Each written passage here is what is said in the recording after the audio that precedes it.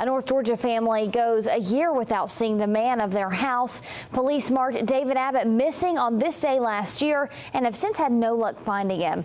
News Channel 9's James Torres joins us to tell us why his family says they're not giving up on their search for answers. James. Latricia, David Abbott lived in Fort Oglethorpe, but he became a father figure for a Ringgold family about 19 years ago. A year after he's gone missing, the family says not a day goes by without them wishing for their dad back.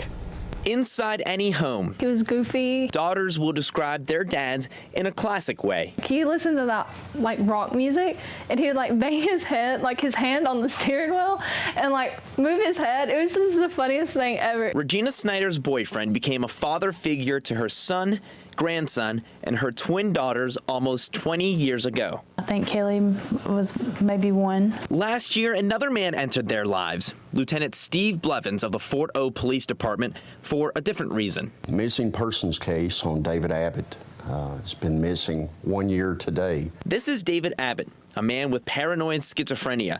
His family says he didn't take his medication, left their home in his truck, and never came back. This truck now sits in Ringgold with Abbott's girlfriend. After police found the car, they say they also found his cell phone and his keys on top of the car seat. Today, Regina and her daughters drove 60 miles to McMinn County to visit the place Abbott was last seen. For days, we stayed up here walking every street, knocking on every door that we could. Snyder says she's been here at least 20 times, but never found any major clues, often leaving the scene expecting the worst. I just don't think we're going to find him alive. Alive or not, the family says they just want some closure. And if possible, Abbott's daughters would like one thing more inside their home. I want him back so bad.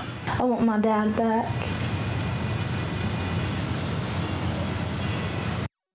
Abbott mostly stayed with Snyder and her family, but he had his own apartment in Fort O, which is why that police department is investigating this case. Lieutenant Blevins tells me as more time goes on, the case gets a little harder and harder to crack. Latricia. James, thank you. If you have any information on where David Abbott might be, you're asked to contact Lieutenant Blevins. His information is on our website, newschannel9.com. He says this is the longest missing persons case he's ever had.